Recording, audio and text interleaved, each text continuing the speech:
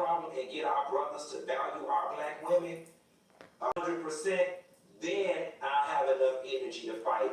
After they start getting molestation stuff, we need to treat them the same way. Sometimes in the black community, we have our outrage prioritized wrong by the things that we be worried about. We got so much other shit within the community that needs to be fixed before we can even start delving into comparisons between how blacks and whites are treated. Let's focus on let's focus on fixing what we can fix first in-house and deal with that external shit with these white folks later. Who I almost slipped up and said something. Not in 2019, devil. You won't get me. The boycott devil will not get me in 2019.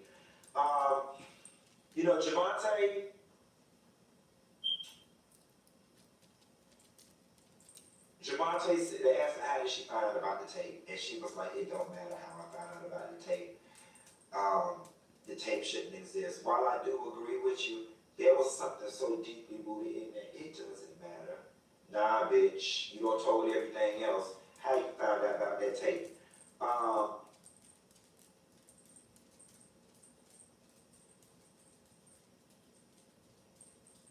Sparkle lost her career over this, and last but not least, Andrea says in the middle of the night she was shipped off on a bus to Florida, did not know anything, and damn near almost lost her child, and R. Kelly was nowhere to be found. And the next morning, she sees this stuff on the news.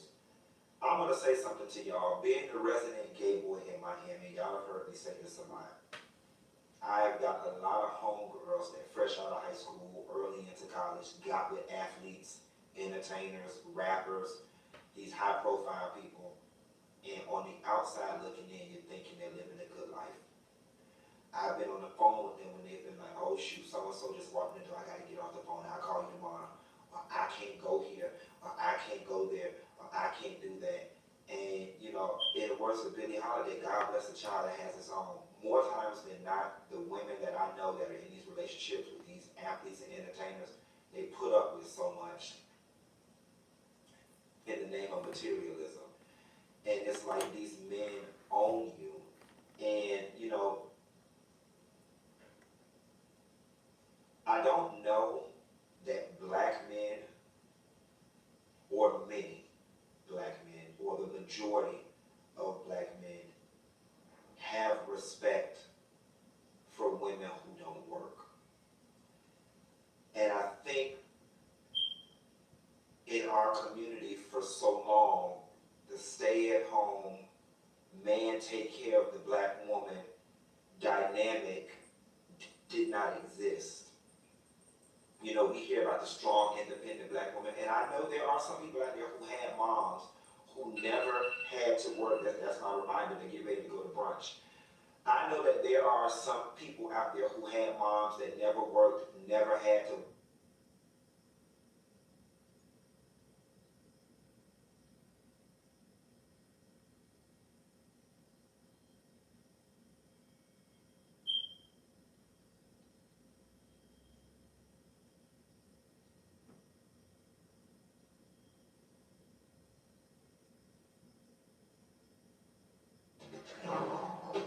You want to support Roland Martin Unfiltered? Be sure to join our Bring the Funk fan club. Every dollar that you give to us supports our daily digital show. Only one daily digital show out here that keeps it black and keep it real. That's Roland Martin Unfiltered. Support the Roland Martin Unfiltered daily digital show by going to RolandMartinUnfiltered.com. Our goal is to get 20,000 of our fans contributing $50 each for the whole year. You can make this possible. Roland Martin Unfiltered. Last night on Lifetime, they debuted a 6-part documentary on the singer R. Kelly that is burning up social media. It is Surviving R. Kelly. It tells a story of many of the women who say that they were victims of R. Kelly, some who say that he was involved with them, others who say involved with family members. It was a stunning first night. Nearly 2 million people watched it on Lifetime, and of course also was trending on Twitter as well. Here's an excerpt from the documentary. Our daughter, Adrielle Clary, has been with R. Kelly about 3 years now. She fell in love with someone that is a predator. It's been almost 2 years and we still haven't seen our daughter. We both was blindsided. We didn't know about the storm was coming. My daughter Dominique has like this. Any man that don't let their mother see their child see their mother, and she's still living, you ain't got no heart. I'm not giving up. I'm not. My plan is just to go into the hotel. I know she's there.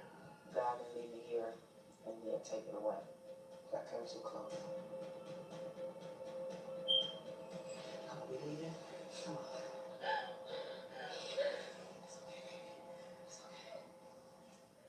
All right, folks, and my next guest, also, you saw her last night. She's a former protege of R. Kelly. Her name is the singer Sparkle. Here we'll first play a clip of her from last night's documentary.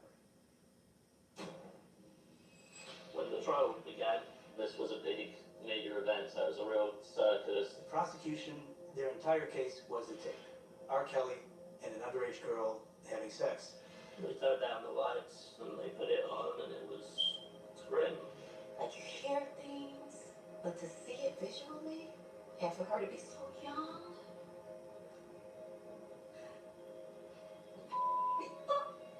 My oldest brother did get on the stand, and he said that it wasn't her. It wasn't my niece on the tape. Before the verdict came down, I saw Sam Adams Jr., who was sitting next to R. Kelly, turned to him and say, "We did everything we could." And the mood in the room was very much that he was about to be a condemned man. The series everyone is talking about. All right, folks, again, joining us right now is Sparkle. Sparkle, glad to have you here on Roland Martin Unfiltered. Thank you for having me. How are you? It was hard watching this last night as someone who had to go through this up close and personal. How was it for you to see the reaction to the first two parts of this docuseries last night? Wow, rough for you. It was really rough for me. Yeah, I had a bevy of emotions again, angry, and to learn a lot more things that I didn't know. It was hard. And when you talk about, first of all, there were things that you were aware of, there were other folks involved, but then also to see all of these stories meshed together, to see the other women, to hear individuals, men who were in his camp, talk of describing with his personal aid, being at the wedding of R. Kelly and Aaliyah, and then hearing his brother who's in prison say, "Well, look, I like older women, and Robert, he likes younger women. That's just folks' taste." I mean, it was a whole lot to deal with in 2 hours. Yeah, it's crazy, and it will continue tonight. You know, the people involved and my involvement in it really was because I basically got the ball rolling with the tape of my niece being on the tape. Robert having taped them, filmed them, and then when I was able to view the tape via a lawyer here in Chicago, I called the authorities immediately. You know, I didn't wait a day, a second, an hour, even a year. I called them immediately. And you talk, first of all, I remember that period because I was running blackamericaweb.com, and somebody had actually, that tape began to circulate, and somebody had sent the tape to our offices in Dallas, and so I remember it was unmarked, and so, you get this tape and you pop it in and you're like, okay, Yeah. say what? What did you just see, right? And you're going, okay, that's R. Kelly. And again, as somebody who was looking at this, instantly you're like, that's not a woman. That's a girl. And I think what a lot of people forget, and I've seen people already on social media saying that, well, he was acquitted. I was in Chicago for 6 years, and I ran the Chicago Defender. And when he was acquitted, people forget the jury did not say that was not R. Kelly on the tape. Exactly. What the jury said is they could not determine the age of the girl on the tape.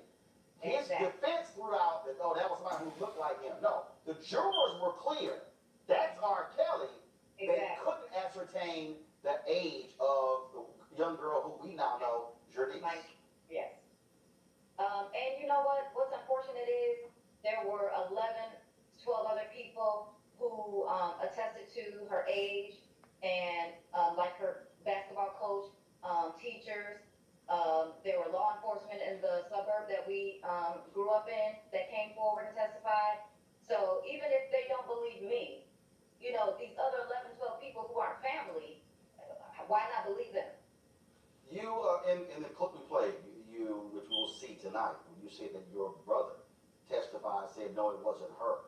Yeah. And you clearly, even now, was stunned to even have to still think about that.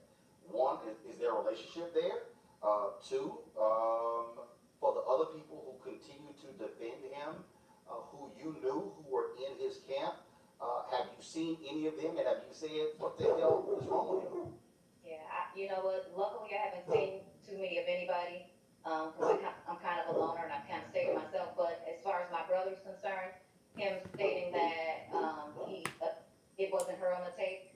In the very beginning, when I called the family and then called the authorities, he said to me, I knew something was happening. And I'm like, well, dang, like, why you ain't pull me in?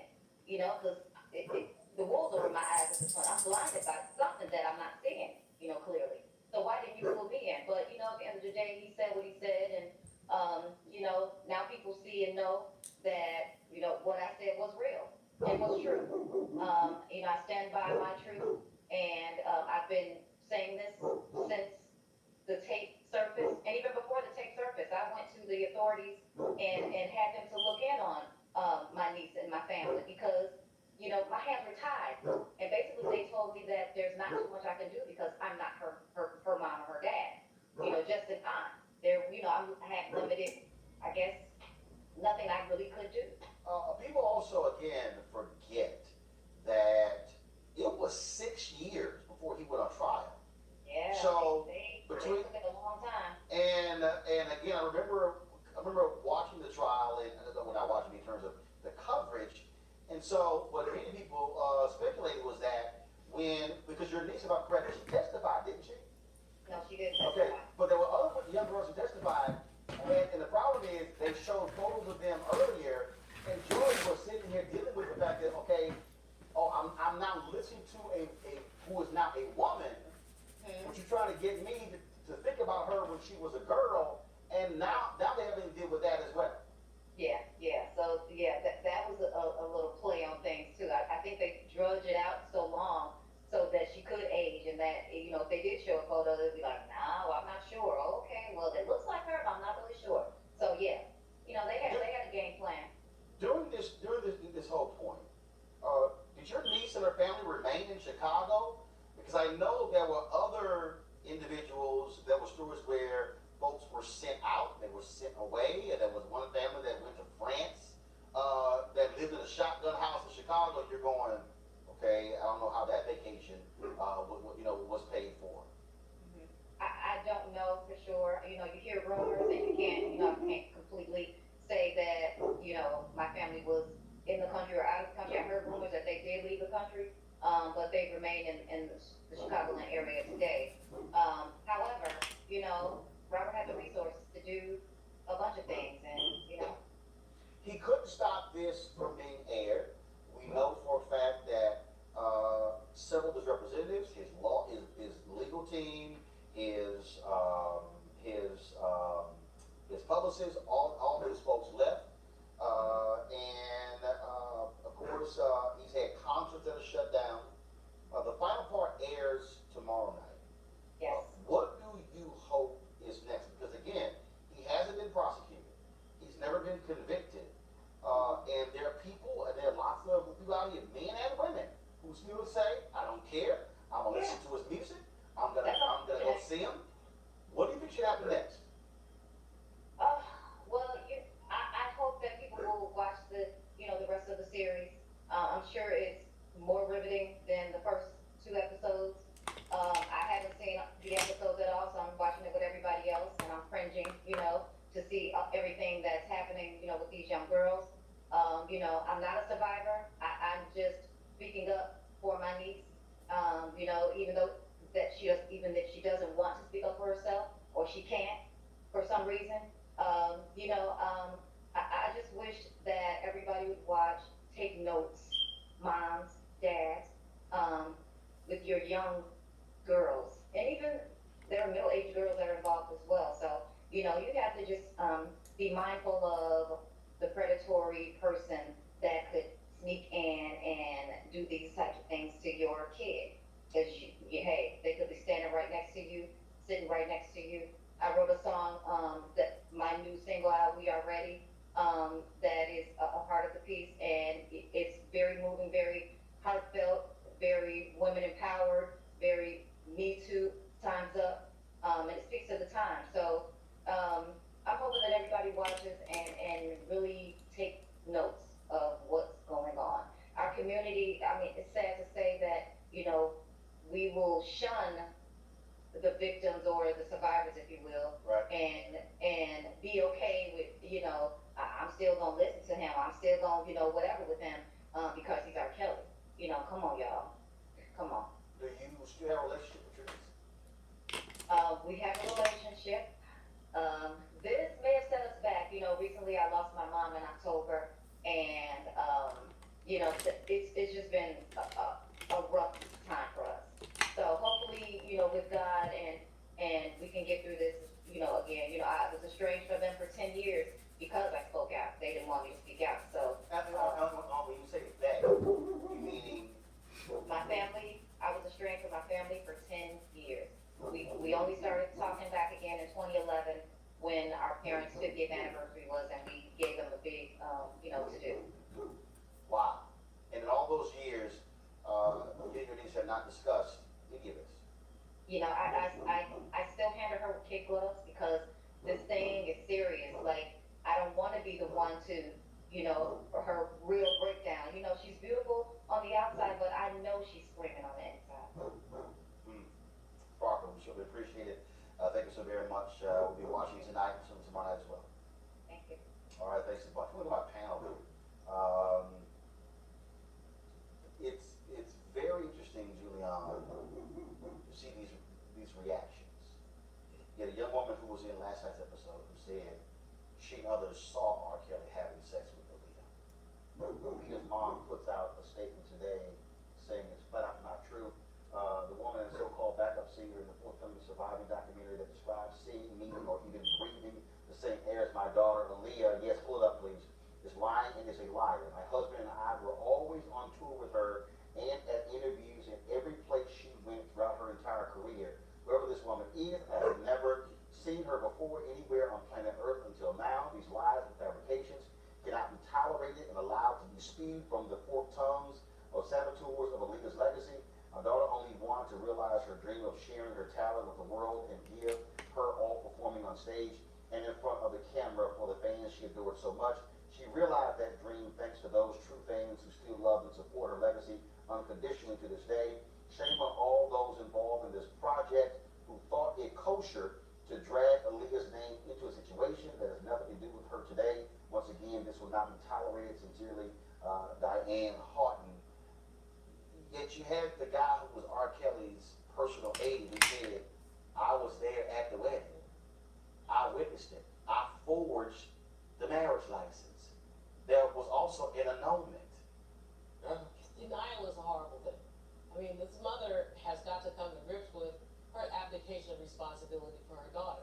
And the only way for her to do it, frankly, is to cover up. I wasn't there. I don't know anything. What I do know is that, when there's smoke, there's fire. There's a whole lot of smoke around R. Kelly and young women. And the fact is that so many people think it's okay to exploit women. And so many women have been socialized to use themselves as tools of exploitation. So many women believe that they use their sex and sexuality to get ahead. And there are many men who will profit from that. R. Kelly is a predator. I mean, I have no doubt about that. He is a predator of young women. Our community, Roland, has to really speak up about it. Cleo, I've seen a bunch of men attacking the sisters on social media saying he wasn't found guilty. This is an attack on black men. These are white folks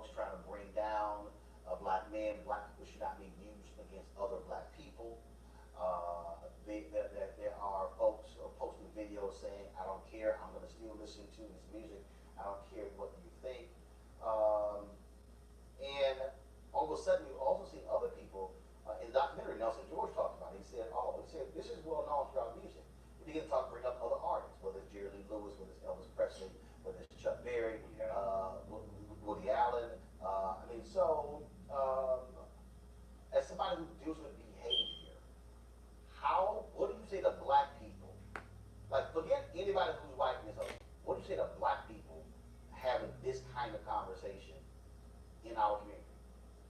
Well, first off, what's real clear to me is that the power of celebrity is pretty amazing. This dude said he believed folks can fly, and they have flown out of logic, common sense, in their capacity to discern what's good and what's bad. This man's concert still sold out. But you asked me how I feel about black people who ignore that. I think that we have to understand that we live in a country that has taught black people to have a fear of irrelevance. And what I mean by that is that this country implies that we're not relevant. So when someone actually makes it to the heights of great relevance and success, they're really, really respected. And they're really looked up to because they've made it to the point of being profoundly relevant and successful, quote unquote. And also there's, I think it's similar to what you were talking about, Dr. Malvo, is that what happens to women is considered, oh well, they're women.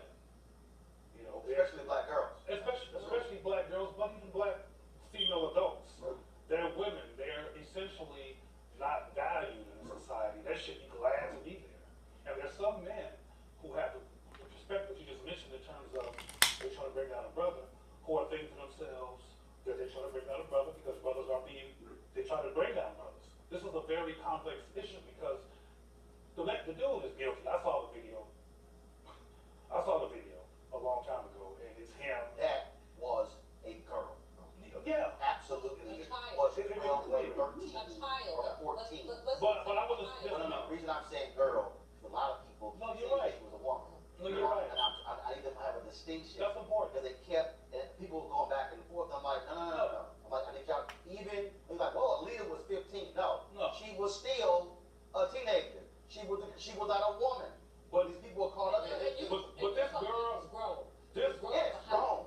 this girl, Aaliyah, etc., are considered in some people's minds lucky to have been there. And disposable. And in fact, some of the women in the video, in the documentary talked about, look, I just want to build my career. That's what it was all about. Eugene, what we're dealing with, we're also dealing with a culture that highly sexualizes black girls. Yeah. This whole deal of, oh man, look at this, she snapped, she's 14, 15. She's 14, 15. 15. That's this. Yeah, that's Okay, she ain't a woman. Yep. She ain't legal. She's a girl, she's a teenager. Eugene, go ahead. It's a mess. I mean, just real quick rapid fire. There's a lot of trash black men that are defending R. Kelly. This is very invincible. No, women too. But just in respect of what's going on in social media, black men attacking women that are coming to R. Kelly. I mean, this is these aren't secrets. These are a lot of open secrets that's been known. Aaliyah's mom is in complete denial. I mean, you can't look at that clip of them in the BET segment. They're dressed alike, super flirty, and won't answer the question, are y'all together? You can't look at that and say, oh, hey, If I'm a mama, the daddy, hell no, they ain't together. I mean, there's a lot of failing of the children that took place around R. Kelly. Again, folks, second part of the docuseries, parts 3 and 4 airs tonight, and then the other final 2 parts airs tomorrow night. And shout out to Green Hampton, producer on this, of course, longtime journalist. She said, bottom line is, she said, I got my eyes locked and loaded on R. Kelly. You also have the people with the Meet R. Kelly campaign as well.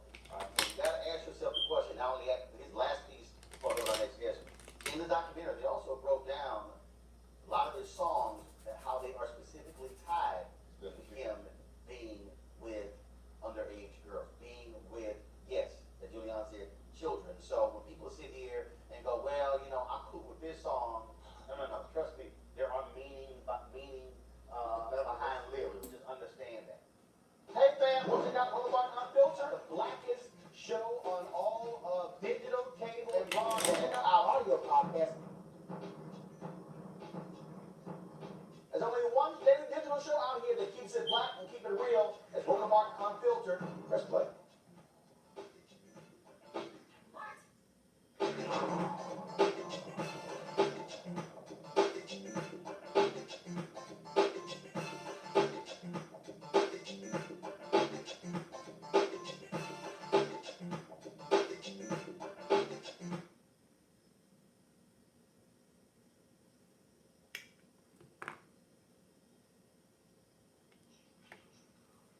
Folks, we gonna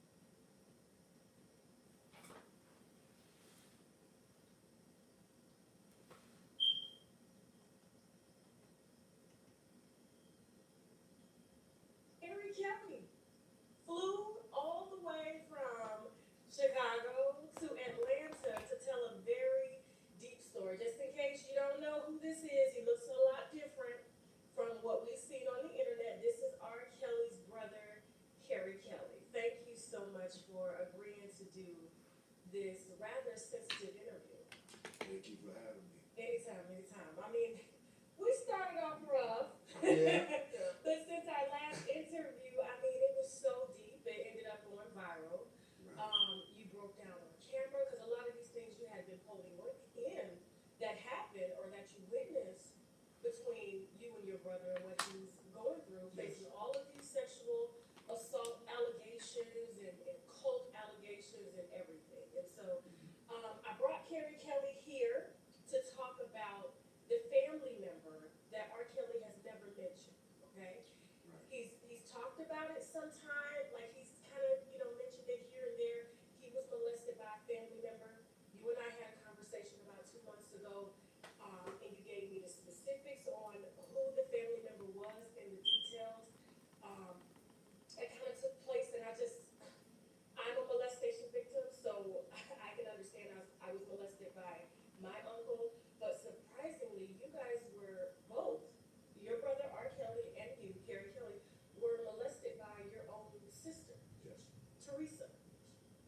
Okay, can you, we got a lot to unwind here, because I want to understand, like, how old were you when this first happened?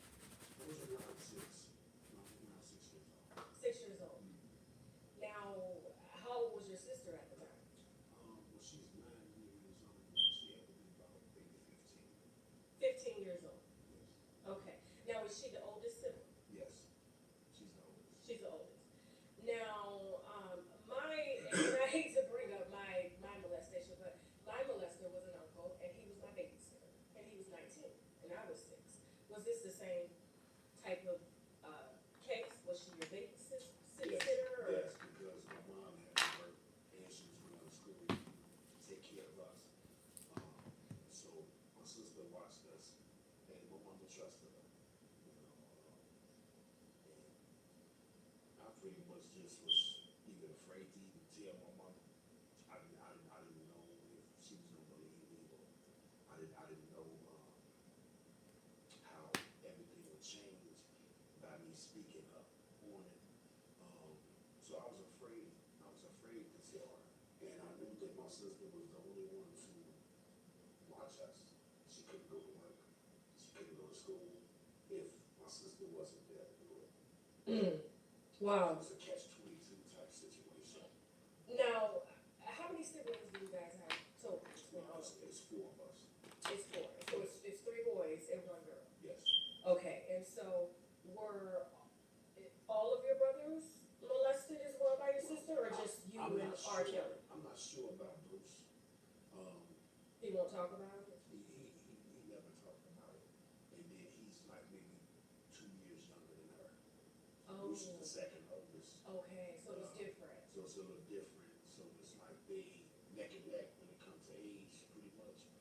Me and Robert is the baby when it came to my sister. Now, how old were you, and you said you were 6, how old was your brother at the time? I can't, I'll say, he's 4 years older than me. Oh. So he was 10? 10, somewhere around in that area right there, because I really didn't notice right away when Robert was being held in the house. Oh. So I can't, I can't remember like when that took place, but it had to be probably before I turned 7. I noticed that he was in the house, and I get to go outside now. Now, where was Bruce when all this was taking place? Well, Bruce never stayed in the house. Oh, he was always home. He was always, no, she would let him go outside as well. But see, Bruce never got in trouble. Like me and Robert, we had done something to my sister mine to the point where that was an excuse for y'all had your punishment. So y'all gotta stay in the house. Bruce always went outside. See, so in my mind as a kid, when I look back on it, she never pulled that with Bruce to my knowledge. Okay. She always got to go outside. Okay.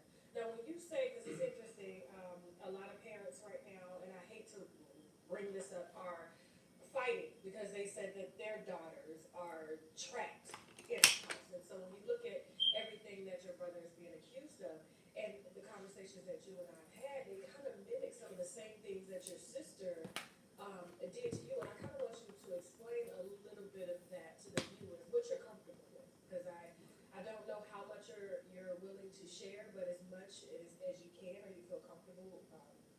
to share because I know it is a very tough topic. But talking about, let's go back to when you were 6 and you said he was 10, and you know, the punishment was you would, if she would find a reason to for you guys, I mean, she would find anything. Right. You guys would get in Right. trouble for. We didn't listen to her, or we didn't do what she said. It would be some type of reason why we couldn't go outside and play with the other kids to keep us in the house. You know, she never kept me and Robert in the house at the same time. That never happened. It was me. And then Robert get to go out with Bruce. And then it was me and Bruce. And Robert get to stay. So, Now tell me about what went on in the house when you were on punishment for doing something you had no business doing, and your sister, your 16-year-old sister, was punishing you at 6 years old. Tell me some of the things that she was doing. I'm flabbergasted.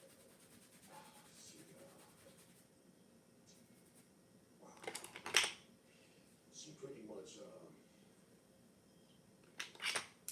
she would tell me to come in the room where she was. Like when it first happened, I would sit there and I would ask her, can I watch TV? She would tell me, no, I can't watch TV. I can't do anything but just sit there. And I guess that she was trying to find a way to approach me. This is before it actually happened. So she told me to come in the room with her. This is the first time that she attempted to touch me. She told me to come in the room with her. And when I came in the room, she was in a robe. Okay. And she opened up her robe, and she didn't have anything on the robe. And she told me to come over to her. Excuse me. And as a kid in my mind, I'm confused because I know this my sister. I'm 6. I know this wrong. Mm-hmm. And she's way older than me. And first I thought she was playing, but she would, you know, she was insistent on me coming over to her. So I was hesitant, and so she grabbed my arm. And she took my hand and like started like rubbing it on her private part. And you know, I started crying, and I guess that kind of scared her. And so she told me to just go back in the living room, just go back in the living room. That was the first time that she attempted to test the water, so to speak. The next time, I tried to find a way, like, to tell my mom in a way where she wouldn't be looking at me like I done something wrong. If you understand what I'm saying. Yeah. I told my mom, I said, I don't want. I said, do you have to go to work? I remember asking her that. At 6 Do years old. you have to go to school? Can you stay home today? She said, no, baby, I can't stay home. I have to do these things to provide a roof over y'all head. And I have to do these things to make sure that y'all comfortable and y'all straight. And she was like, what's wrong, baby? I miss you. And so, as a kid, it was a call out for help, but in my way, it was like sending a bat signal, you know. Like hell. Right. And you know, hoping that she would get it without me really saying it. Like, why do he want me? Because me and my mom, we was very close, so I believe that wasn't out the box for me to ask her. Because I mean, I went everywhere with her. She was my like homie. I'm her baby, you know. So we was real tight. She was tight with all of us. But by me being a baby, we had like an extra special. She used to tell people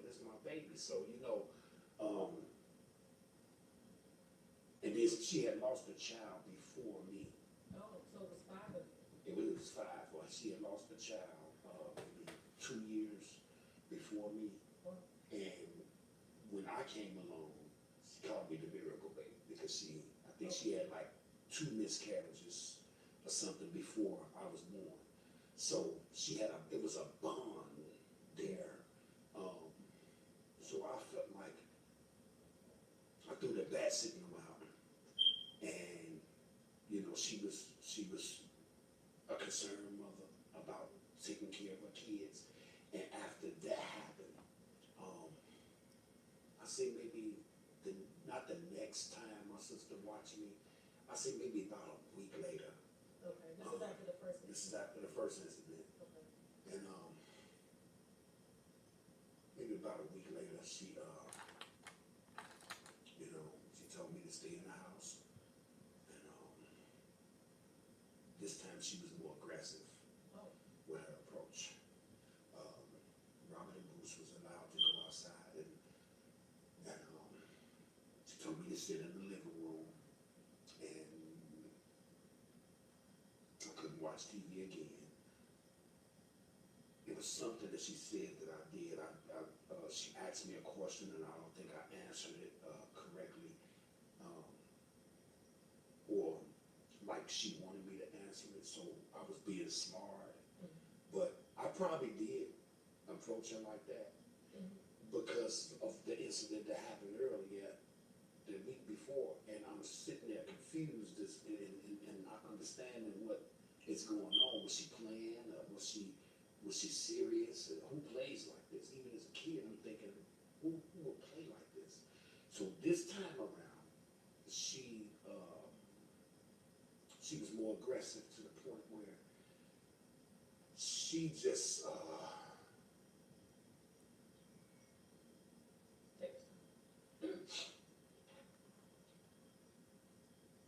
she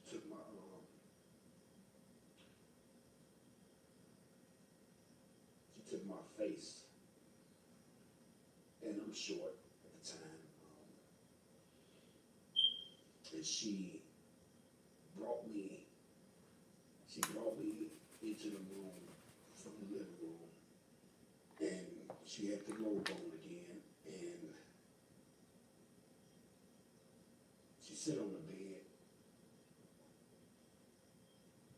and she just grabbed my head like this, and she just took my head and put it down by her private part. She told me to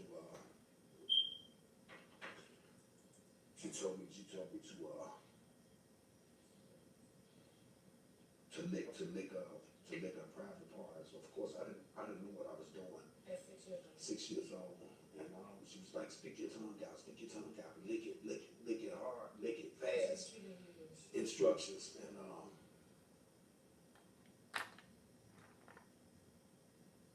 I just started crying, You were crying while this was. and then she went down and started.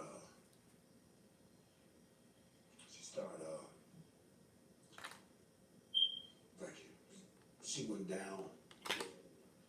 She started giving me oral sex with her mouth.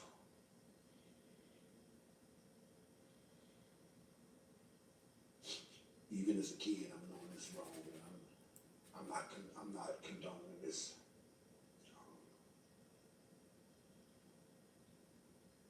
Human nature, So, of course, I'm erected. At 6. At 6, and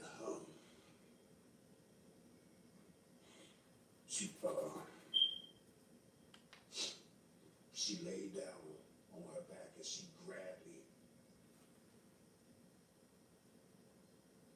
Then she tried to like make me lay on her, but I was kind of like fighting to lay on her. So she turned around and laid me down, and she sat on me, and she took her hand and she grabbed my private part,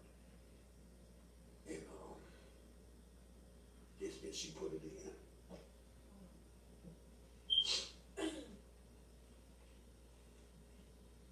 And this went on for how long?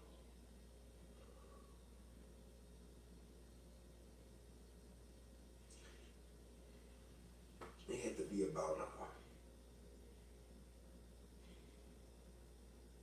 maybe about 6 years. 6 years.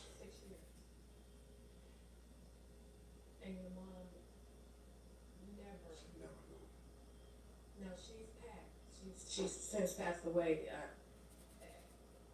Did she know before her passing? I never found the courage to tell her. I never found the strength to tell her what was happening to me.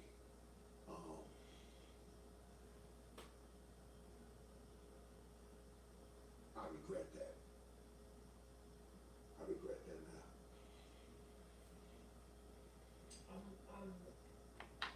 I know it's hard for you to come forward and share something personal like this, especially dealing with a family member that is still living, like you and Teresa. You still talk. Well, I haven't talked to Teresa since, I haven't seen her since my mom died in '93. Oh, wow. The last time I spoke with my sister, my son had got shot. I'm sorry.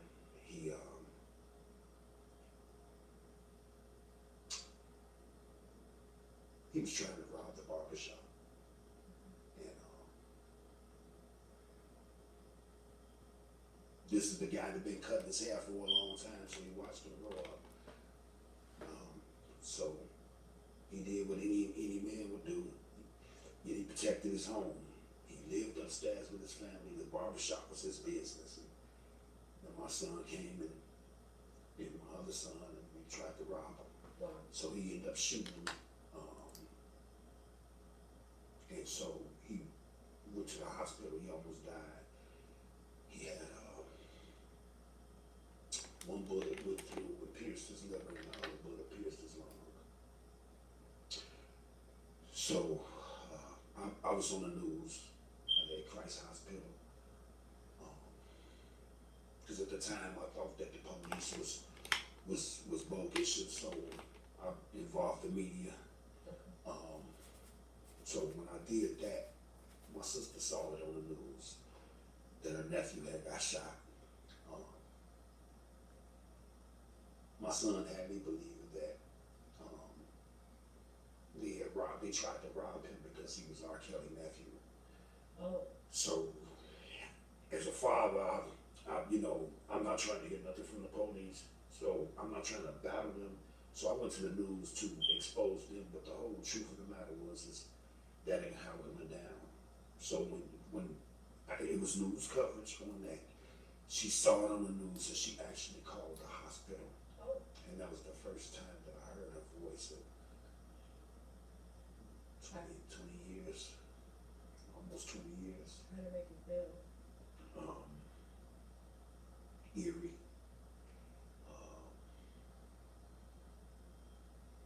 Back in a kid state. I'm here trying to be powerless. Like, she called and the nurse said, are you Carrie? I said, yeah. She said, someone was on the phone for you. There's a lot of people calling the hospital because they seen the coverage on the news. And so I asked the nurse who it was, and she said, your sister. She said, she's your sister. Oh. And so it was like the Green Mile, walking to the phone, to go to the phone, to pick the phone up, and actually speak to her. And when I did finally speak with her, she asked me, was Grwm okay? She seen it on the news, and she's praying for him, things of that nature.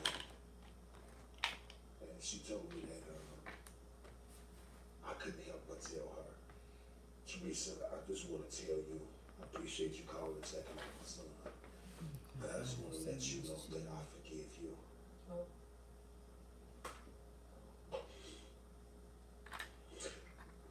Take your time. I forgive you for what you done to me. And the biggest blowback with that is we all human beings and nobody's perfect. How did she react when you told her? You forgive She her? said, I don't know what you're talking about. She did not. She denied it. She said, I don't know what you're talking about. She said, I forgive you for molesting me as a kid. I remember everything. And I just want you to know that I forgive you. She's my sister. She told me to not call her, did not contact her. And it's been that way for years since my son was shot and she called the hospital. And my thing is, I'm feeling like, I feel like she molested me again. In that moment. In that moment, I felt like it was more mental than physical this time. Because it's almost like my mama's favorite saying was, don't piss in my face and tell me it's rain. Right. You know, if it's this, I can adjust and adapt to that. The fact that you told me, hey, I did this and I didn't mean to do it. But the fact that she acted like I was having nightmares to get these memories and it never happened. It was all in a dream. It's what it set me back because it set me back because I was at that point where all these years had passed and mama passed on and our grandmother passed on and our cousin Dana passed on and a lot of people that was matriarchs of the family that kept the family together, that taught us to forgive each other, that taught us to love one another, regardless of what we put each other through, because we always got their gone. So at that moment, I felt like they were shining down from heaven on me because I took that shield off and I told her I forgive her. And I think it would have helped me a great deal if she would have just said, thank you for forgiving me. And she never did. And How did that conversation, she just hung up the phone after she said, don't contact me, no more, don't call me? that conversation went real, it became, actually I believe, when she told me don't contact her, if my memory serves me correctly, I told her that I have to tend to my son. Excuse me, I have to tend to my son to see what's going on, but you don't have to worry, I won't contact you. I won't contact you. I will come to your house. But you never contacted her, she contacted you. Exactly. But the thing of it is she had some people in the family that's another reason I believe she moved way to Aurora, Illinois, which is like an hour away from Chicago, to escape her past and the things that she done. So she had family members, some family members that she would talk to every now and then. And then we would get the number before this phone call, before my son was shot, and I would still call, because that's my sister, that's my only sister by my mom. And how did you get this number?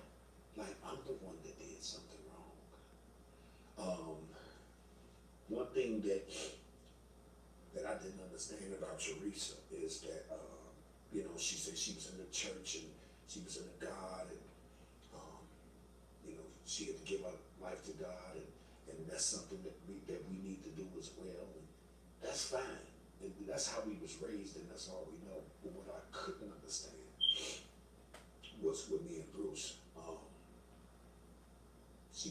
she really didn't want to be bothered with us because we were sinners. We wasn't looked at in a pleasant eye when it came to God and things of that nature. And that was the reason for her doing what she did to you? No, I don't think that was the reason. I'm saying, I'm saying, is that what she told herself? that's what she probably told herself. But I don't think she did it to Bruce. But the thing of it is that really hurt me and really, had my mind going through a spin cycle. Is that she was at Robert concerts.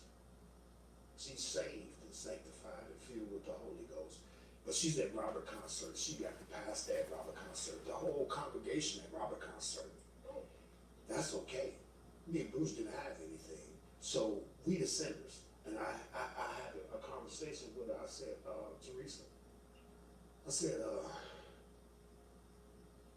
so me and Bruce is sinners. That's why you don't want to deal with us. But you at the concert with Robert singing with Bump and Grind and Sex Me and front row seats.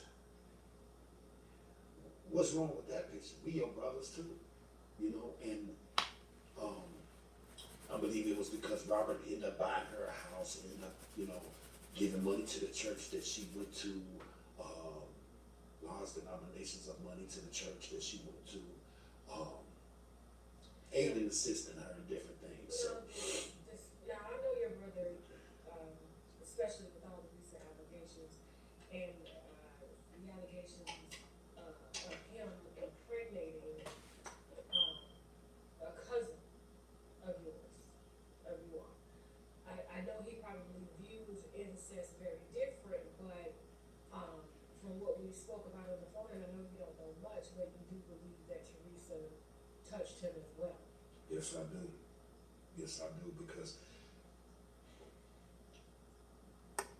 like I said, I can't say I wasn't there the same time that Robert was there, like in the house where I can actually see. I know what was happening to me, and I know that when I got to go outside, I was so glad that he couldn't go outside.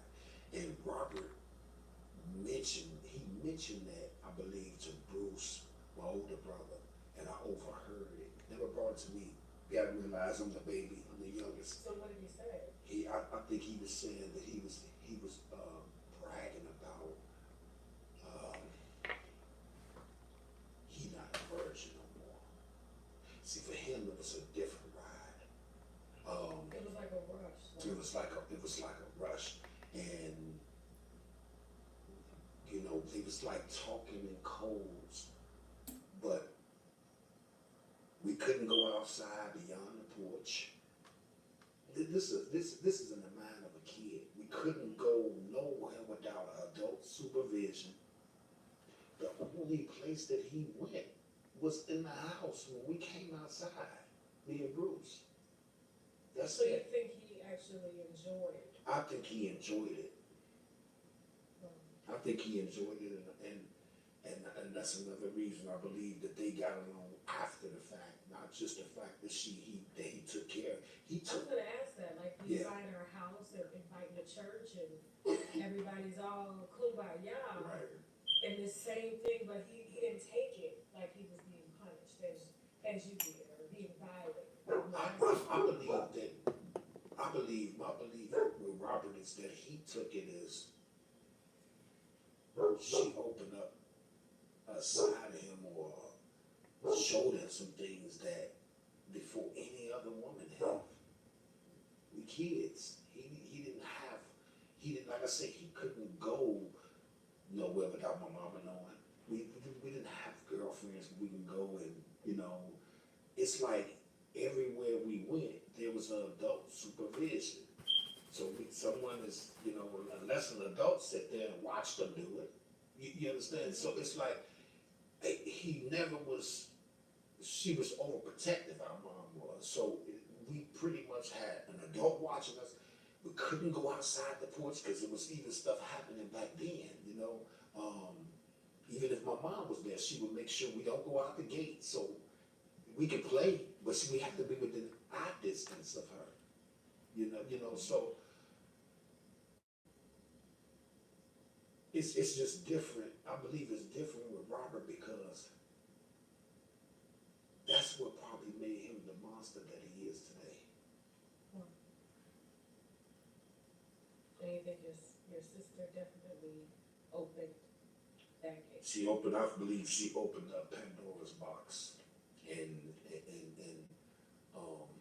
with that, and the different effect that it had on him and me is he liked it.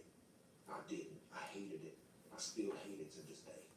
Now, I've spoken with a few of the victims, and they talked about a lot of the control that he has. I mean, even K. Michelle recently came out and spoke about how he likes control. Like, he likes to order the women around and give them specific instructions on what to do to him to please him. And when you talk about how your sister did you and how she was, you know, in control and gave you specific instructions, it makes sense as to this possibly could have happened, and this is where he got his training, and he is using these same tactics to manipulate, to control, to molest beyond. And thank you so much for coming forward to share this, because I mean, it is interesting to hear him in numerous interviews speak about the molestation, and he kind of talks about it from a point of view as if it bothered him, as if it hurt him. But listening to your story and how close him and Teresa were and maybe still are, I mean, him buying her house after, you know, she molested him, it's interesting how just everything turned out. And I think it makes more sense now. Now, I mean, there's other things that we of course we will talk about later, as to what actually I think could have helped fuel his fetishes. And that's something we'll talk about at a later date. But I mean, looking at everything that's going on with your brother now, do you think he would ever stop or get help? Well, they say the first step to recovery is admitting. And Robert, he's not going to admit that he needs help because in his mind, he thinks that everybody else has the problem. Just like your sister thought that you had the problem when you told her, I forgive you. Right. And that's what I noticed about people in society and in this day and age. If you really just sit back and think about it, it's not just my family, it's just people, as a people in general. We messed up. I would get mad at you because you realize that I'm trying to play you for a fool. So I'm gonna get mad because you realize that. And because you realize that, I'm cool with you. In other words, long as I'm playing like a fool, everything fine. But the moment that I say, hey, the moment you say, you know what, I think Kerry is, he's taking advantage of me, and I'm gonna put my foot down. And the moment you do that, I get mad. It's like that's the situation with people, especially people with power, people with money. They feel like, you know, this person do this, what I want, that person do what I want, this person do what I want. What's the problem with you? Why you don't do me? Why you not bowing down to me? Why you not kissing my butt? Why you not? You know, and that's what I believe fueled the separation and the hatred with Robert with me, because I'm the baby brother.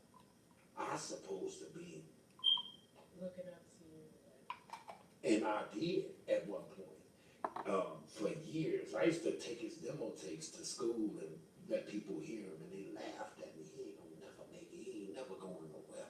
And the man, I don't know why you believe in him. I dealt with the scrutiny and the pain and stuff from my peers in high school, laughing at me. I was a big joke.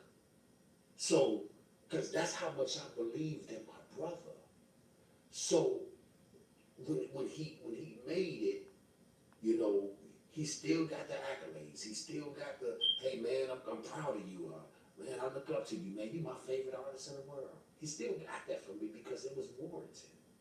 Although he was sleeping with no, I'm saying in the beginning, when he first made it, everybody proud of him. He pulled it off. He made this happen, you know, and that's when we noticed the change. We noticed the change right away. We noticed the change in his demeanor, his attitude, and different things on. If things didn't go this way or go that way, we saw a whole nother person. But I was proud of him from day one. And when the moment that I said, hey man, I don't know about that. I ain't even feeling that. That's when everything went downhill. Because I spoke out to him, you know, about different things. You know. Was Teresa the same way coming up when she was watching you and your brothers? Yeah, because that's like when I told Teresa, it was something that I told her, or maybe it was an attitude that I came off with, like I said earlier, because the first attempt, I felt some type of way. I had a right to. So this time, it's like she's telling me something, or and I probably, you understand? I probably showed attitude or, you know, resistance to a certain degree on whatever it was that she was telling me, which landed me back in the punishment mode. But I probably did it subconsciously without realizing I'm doing it, because I still remember the first time that she tried. So that was like challenging her authority. That was like, you know, testing her morale. Like, I'm gonna challenge you. So that's when she actually went through with it. In other words, I believe that my resistance and you know, being the way that I was from the first time that she attempted to do it, that's what fed her conscience in her mind to actually proceed and go through it with it fully. If that makes sense.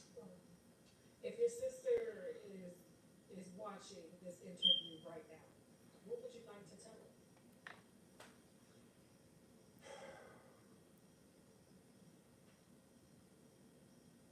I would like to tell her that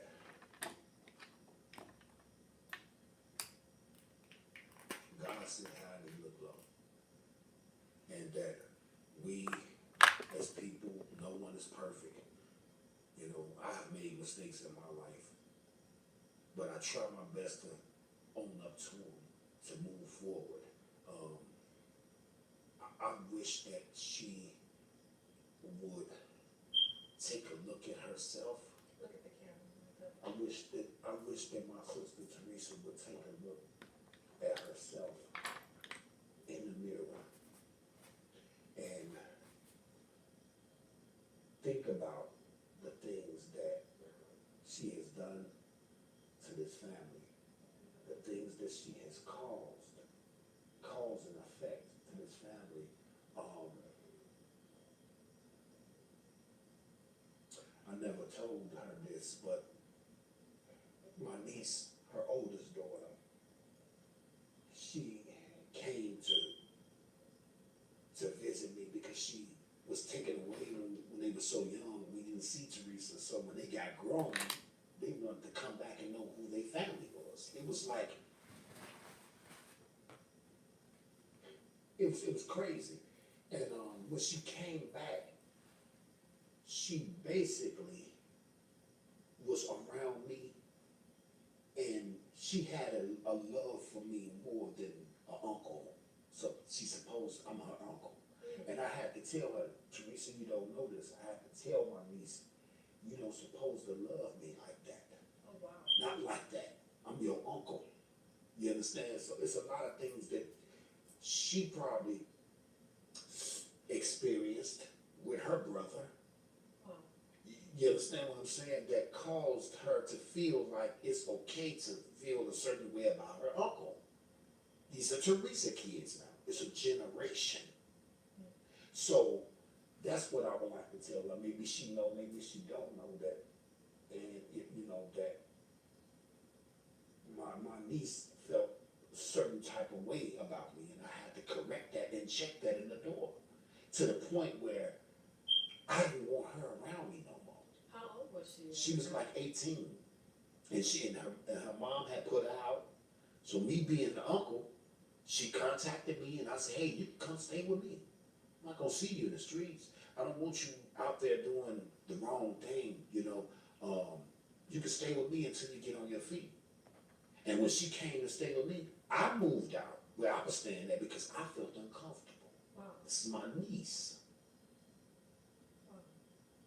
You know, I had places that I could go spend the night here and spend the night there, and different people that I knew, and I pretty much let her stay there to the point where she was staying there by herself, and she felt uncomfortable staying there by herself because she lived in Aurora. That's all she knew. All her life was in Aurora. Now she's in Chicago, and you know, the city that everything happened. You know, so. So she actually came on to you. It ain't that she came on to me, it's the way that, if I'm talking to a female on the phone, okay, I done spent time with my niece and we kicked it and we went out to get something to eat, and I'm talking to somebody on the phone, she would get mad. It's just little things that I noticed, that I picked up, and then she would walk around in the house that I was in, that I allowed her to come stay at. Like I'm her boyfriend. I'm not supposed to. You need to put something on. You know, different things that I'm your uncle, but let's get one thing straight. You really don't know me. I haven't seen you since you was a baby. So I'm doing this because I'm your uncle, and you say your mom and your dad put you out, and I got a place for you to lay your head. I don't want to just see you in the streets and something happens to you, then I'm not holding that what I feel toward my sister, toward her child. That's what I'm saying. And you felt that same. And I felt the same eerie. She told she told a cousin of ours that her brother touched her, and that's what made me. I knew that something wasn't right, and then once we parted ways, she told another family member that her brother, which is Teresa's oldest son, touched her. Oh wow! So now it comes back to me like, okay, I knew what I was feeling, but it was off. It wasn't right. It didn't feel right, and I'm like, man, I feel sorry for her because she truly ain't no telling what went on in my sister's house, because I know what she done in our house. You understand? So it's very painful. So basically, it's like a lot of things that our mom taught us and used to teach us. What you put out there, it comes back. Whether it be, if everything has a cause and effect. If I just go out and I just start taking people's lives, somebody gonna take my child's life. Somebody gonna take my life. That's how life goes. And so that's the understanding that I got from that after seeing what was going on with my niece. Like, This was calm. it's calm. Is there anything else you would like to add before we end this interview? Well, you've shared a lot today. I would like to add that a lot of people judge me. They misunderstand me on purpose. But what I'm saying is clear as day. They couldn't walk a mile in my shoes, Tasha. Without that thing. The only reason that I'm here right now on this earth and here and have the strength and the courage to be able to come forth is because of God. The things that I've experienced, most people would be on drugs. Like my brother Bruce couldn't take it. He went to drugs. That was his number. Me, my faith in being able to stand up for what I believe is right, because that's how my mama raised me. The only thing that I have is her teachings and what she taught me. And that's what keep her alive in me. And that means a lot to me. So a lot of people judge me and they don't say, hey, you know what? If my brother or my sister was a famous superstar, and these are the things that my family actually went through, I would actually feel where he's coming from. Everybody want to look at it as hate. Everybody want to look at it as jealousy. Everybody want to look at it as snitching. Everybody want to, and that's crazy because I want to say one thing. Years ago, when I had a videotape on Robert Sylvester Kelly, I did not. I was my brother's keeper. I said, man, you got a problem, man. You need to get some help. You too big, man, to be dealing with all this, man. Dude, do you realize who you are?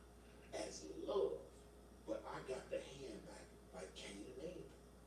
So, people start spreading rumors and saying that I'm jealous. If I was jealous, I'd be rich right now. I'd be rich right now. I had a tape that I'll be rich right now. So people can miss me with all this crazy stuff because, like I said, they're not in my shoes. They couldn't put them on. They won't fit them. So you're here to basically try to put an end to what your brother was doing. Because I recently heard a source that's been in contact with him, that he's willing to release the girl and go to therapy if he is not charged.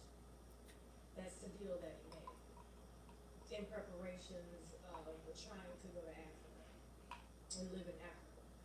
And what do you think about all that? Just hearing. Well, I mean, my thing is this: if the authorities make a deal like that with him, they crazier than a fish with titties in a thong in a strip club. Do you believe your brother needs to go to jail? I believe that something needs to, even if it's not jail, okay, if he's going to get help and he's going to release the girls, what about all the pain and different things that you cause? You just doing this to appease the authorities? It's not sincere. That don't sound sincere. He really need help. He really needs help. He needs help, and it needs to become sincere from his heart. He needs to want help, not get it because somebody else say you should, because you ain't gotta go to jail if you do. That's crazy. That is crazy. I agree. That's real crazy. I just feel like, it's a lot of families that have been torn apart behind this. This is up to my lifetime stuff that people have to take to their grave that they have to deal with mentally. He owed an apology to the world. It's more than just saying that, okay, he's gonna take care of this, he's gonna take care of that. It's not gonna help other people that has been through the things that he has putting people through. It's not. You don't feel it's enough. I don't feel it's enough. Maybe he do need to go to jail, or maybe he need to be in some type of mental institution, so he can understand that the cause and effect that you had is not just on you. It's almost like a domino effect. with Robert. Once you put the blocks up there and then you tip it over, it's gonna knock down every domino that's in the line of those dominoes from the beginning. Those dominoes need to be picked back up. What can he do to pick the dominoes back up? What can he do to ease people pain and try to make the pain go away and show that he's concerned about the pain that he caused in this world? With his family, you know, with his mom, her legacy. What about her legacy? Why can't you say, hey, my mom didn't raise me like this, y'all. You know, she raised me, you know, in the church. She raised me not to be perfect, but she raised me to be a young, prospective, young adult, a person that give respect to people and treat people accordingly, how they want to be treated. That's how we was raised. That's her legacy. We wasn't raised like this. And I'm going to keep saying it until I'm gone. Have you spoken to any of the family members about what you said today during this interview? This is gonna be the first time they hear about this. Well, I spoke to family members about, you know, my niece, the little things that I thought that was off when it came to her being and having a relationship with her uncle, like a relationship with her uncle supposed to be. But you've never spoken about what Teresa actually has done to you. So this is. Well, I mean, I didn't speak to it. I didn't speak about it in depths. I let my family know that she touched me, she molested me. But to go into depths with them, I never went into details like that because when they tried to pull it out of me, I wasn't ready. I just Bruce know. I brought it to Bruce that he being my big brother. I couldn't bring it to my mama. I brought it to a cousin of mine. But I didn't go into details. But because at that time that I was ready to speak on it, I still felt like I'm gonna be judged. And I was a kid. So you gotta, you know, so I just pretty much, it's a lot going on, Tasha, and God ain't happy. My family has been through the trenches and been through so much stuff. And not only that, but my family has caused pain upon other families. And that's the truth. Thank you, Carrie, for sharing this story. No one is, I mean, you've spoken about it briefly on your audiobook. You released the name, but as far as going this deep, you haven't, and it takes a lot of courage to do that. And I know that you probably are going to face some backlash because this is everybody's favorite, artist. This is, their savior. This is R. Kelly, and he couldn't do such a thing. He's not doing such a thing, and you've seen it firsthand what your brother is capable of. And I'm glad that you came forth to show and to tell what started and what created this monster, because he is a monster, and I believe he really does need a lot of help. I don't think jail can fix his problem at all. So thank you, and this wasn't easy for me to do. That's why I was so quiet, because I mean this is your floor right now. And so thank you, and thank you to the viewers. I'm sure the viewers will be probably pretty shocked at what they're hearing right now. So you came a long way to tell this story. Yes, I have, and I thank you all for having me. And like I say, they talked about Jesus, so I'm gonna end it with that note. Those that accept what I'm saying, I applaud them. Those that don't, I applaud them too. I can't change that thing what they did. So God bless them too. All right, I'm gonna do my signature out, and now I gotta go. Bye. I can't even never be happy in this life. Thank you.